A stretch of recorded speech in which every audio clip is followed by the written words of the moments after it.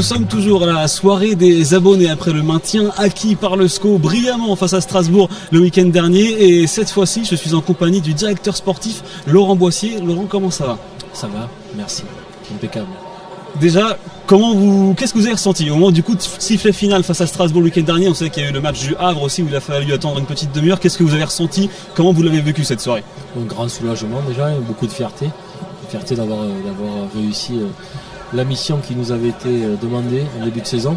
Et un soulagement parce que ça a été long et difficile. Voilà. Reprenons le fil de la saison, un petit peu au début de saison où tous les observateurs ne voyaient pas le SCO se maintenir, tout simplement. Est-ce que ça vous a un petit peu agacé ou justement vous vous servez de ça pour rendre l'équipe plus forte, pour trouver de la motivation? À un moment donné, on ne peut pas empêcher les gens de réfléchir au fait que nous avons le plus petit budget et que c'est nous qui allons être en difficulté. Après facile aujourd'hui de parler à notre place, mais oui, moi j'avais confiance en l'équipe, j'avais confiance au travail qu'on avait réalisé avec le président, avec Alex, et j'étais quand même pas très inquiet. Quelles ont été les clés tout simplement de cette réussite? Travail, je pense le travail, un recrutement qui a été réussi, un boulot extraordinaire du staff d'Alex et de tous ses adjoints, et puis des joueurs impliqués avec une mentalité irréprochable. Et puis sur la fin aussi, à Nantes et aussi dernier match contre Strasbourg, l'appui du public qui a été vraiment, c'est ce qu'on attendait, ce qu'on avait besoin et ce qui nous a permis de nous sublimer, d'aller chercher les résultats. Le début de saison a été un petit peu plus compliqué. Il me semble que le SCO a dû attendre la 8e journée pour avoir sa première victoire. Est-ce que dans ce laps de temps-là, vous avez commencé un petit peu à douter sur cette saison? On a eu la chance, malgré notre début de saison catastrophique, que les autres n'ont pas avancé. Nous, on était très handicapés parce qu'on n'avait pas la totalité de l'effectif, qu'on a réussi à avoir, je crois, la 4e ou 5e journée. Et à partir de là, on a commencé à voir l'équipe qui jouait différemment et on savait pertinemment que ça allait venir. Mais effectivement, c'est vrai que les autres n'avaient pas avancé aussi. À quel moment de la saison est-ce qu'il y a eu un match déclic où vous vous êtes dit ok, ce groupe-là est différent, ce groupe-là a quelque chose pour aller se maintenir en Ligue 1? Est-ce qu'il y a eu un match déclic, un moment qui vous a marqué dans la saison? Deuxième mi-temps à Strasbourg où je pense qu'on est très bon, on doit gagner le match, on perd 1-0 à la mi-temps et puis on arrive en deuxième mi-temps à 1-1 et je pense qu'on doit revenir avec les 3 points. Le point à Marseille où on est rapidement réduit à 10. La victoire à Monaco, il y a eu pas mal de bons moments. Voilà.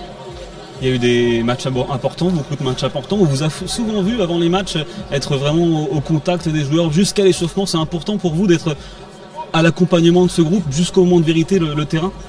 C'est comme ça que je fonctionne, c'est comme ça que j'aime travailler. Je suis sur le terrain avec mes joueurs dans les vestiaires et je le faisais déjà à Nîmes. Je continue à le faire ici parce que j'en ai besoin. Déjà, ça me déstresse d'être avec eux. Et puis je pense voilà, que c'est important d'avoir des repères et je pense qu'on fait partie des repères du club. Angers, plus petit budget de Ligue 1, vous l'avez dit, quand il y a un manque de budget, qu'on ne peut pas sortir les sous pour faire un gros mercato, on remplace par quoi? On remplace par des idées, par du travail, par beaucoup de boulot, par des choses simples. Aujourd'hui, on a fait un recrutement à zéro, avec zéro achat de joueurs. Et ces joueurs-là ont pris beaucoup de valeur cette année. Maintenant, c'est quand même pas simple, c'est pas facile. On va essayer de continuer à bosser dans ce sens-là parce que c'est la réalité économique du football aujourd'hui et la nôtre. Mais je me plains pas. Je suis heureux de travailler comme ça et d'avoir la chance de bosser dans ce merveilleux club. Maintenant que le maintien est officiellement acquis, cap sur la saison prochaine, à quoi on doit s'attendre sur ce mercato-là? Peut-être qu'avec le contexte, ce sera un mercato un petit peu similaire où il va falloir tenter des coups, tenter des paris en fait. Ouais, mais après je sais pas si aller chercher des Aoulou, des Belkebla, des Biomla et des Comiers, c'est des paris peut-être pour certains, pour moi ça ne l'est pas. Maintenant oui, il va falloir être inventif, il va falloir être ingénieux pour aller faire quelque chose de bien, mais je pense que le plus important c'est de garder déjà l'ossature de l'équipe de cette année et essayer de garder nos meilleurs joueurs pour construire autour d'eux. Voilà. J'aimerais pour terminer revenir un petit peu sur la formation angevine, car il y a une très belle jeunesse dans ce centre de formation. Ça doit être une satisfaction pour vous, surtout en fin de saison, de voir des joueurs comme Courcoul, comme Leroy Machine, Enzo Comon qui ont pris place, ont engrangé du temps de jeu et participé vraiment à ce maintien. C'est plus qu'une satisfaction, c'est une grosse fierté et c'est à la base aussi ce que moi j'aime, travailler les jeunes. Aujourd'hui, un club comme le nôtre ne pourra pas se passer de tout ça. On a un très beau travail qui est fait à l'association aussi.